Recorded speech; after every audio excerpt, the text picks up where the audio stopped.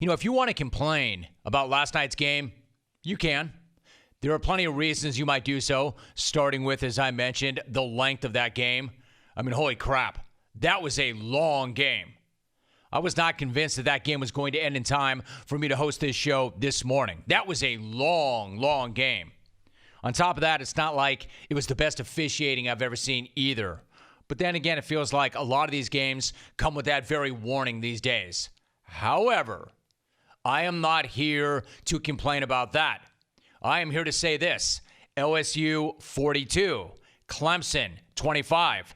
I'm also here to say this: Edward James Orgreon Jr., also known as Coach O, is now a national champion. The guy who took the field for the national championship game with a cut on his forehead, a cut that he received while punching himself after a practice to get his guys fired up, is the new king of college football. And personally, I find that awesome because what he and his team, and in particular Joe Burrow, did to Clemson was impressive as hell. What they did to Clemson is what they've done to everybody all year long. They're the first team to beat the top 4 teams in the AP preseason poll in the same season, and they not only did it, but they did it by 21 points on average per game. Except last night, that's not how it looked. It didn't look like that was going to happen because in the first quarter, Clemson hit the ground running. They came out like their hair was on fire. Clemson D coordinator Brent Venables was coaching his ass off and throwing all sorts of looks at Burrow that seemed to have him pretty confused. Isaiah Simmons was everywhere, and the Tigers in orange had the Tigers in white back on their heels. And for a moment, it looked like Clemson might just run away with that game. And for all the hype about LSU's coaching and Joe Brady, Clemson was coaching circles around them early on. Early on, that ACC speed looked a little bit faster than the SEC speed. Except Clemson was not quite able to capitalize as much as you have to capitalize in those situations. You see, Joe Burrow is going to get his own take later on. He deserves it after last night. He deserves it before last night. But that right there was a taste of what was still to come. Burrow got his feet underneath him. He let it rip. And when he has a chance to let it go, Clemson's defense. Now check that. Any college defense is in trouble, serious trouble. That's exactly where Clemson found themselves, stuck between Burrow and LSU's offense at their best, and then their own offense that struggled to convert on third downs. Like if you're not picking up first downs and touchdowns against this LSU offense, you're not beating them.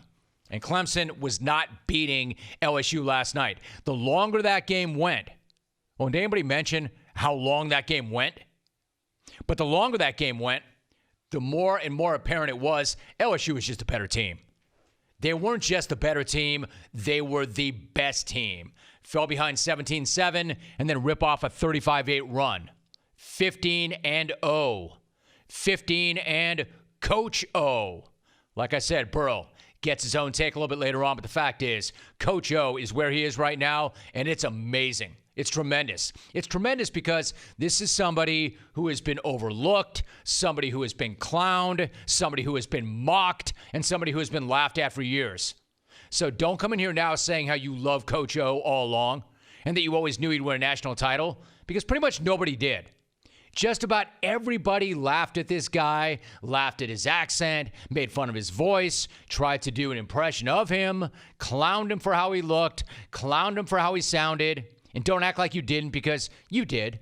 So don't disrespect this guy or minimize what he accomplished by making it all about his voice or him punching himself or yelling at guys to stop making noise during his pressers. Do not disrespect him by saying, yeah, but.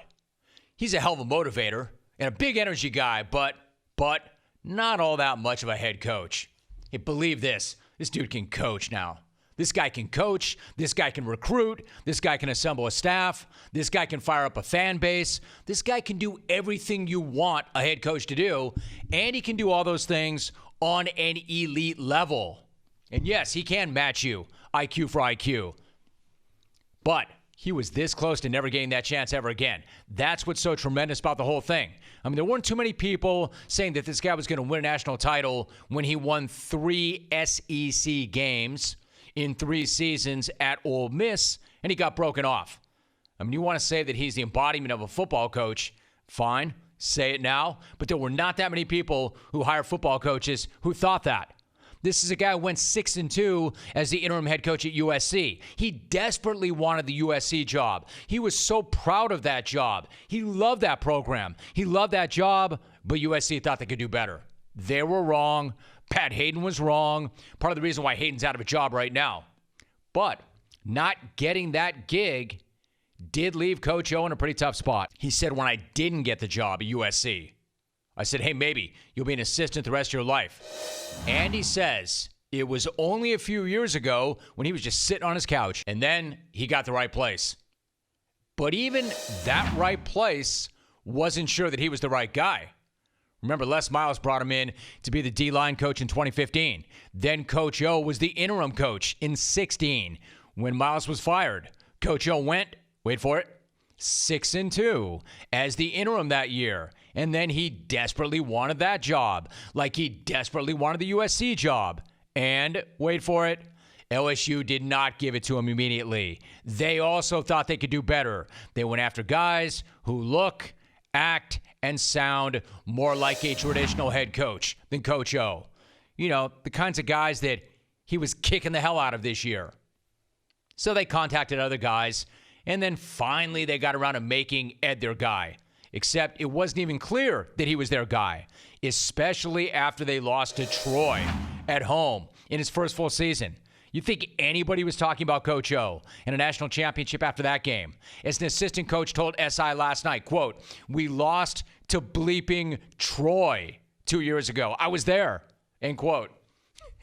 Think about that for a minute. They lost to bleeping Troy 2 years ago, and now they're the bleeping national champions. LSU just capped off one of the greatest seasons in college football history. I could make the argument that they might be one of the greatest college football teams of all time. And they lost to Troy 2 years ago. The fact that the team that lost to Troy 2 years ago and just beat Clemson last night might be the most ridiculous part of the entire thing. And the fact that Coach O is the head coach might be the best part.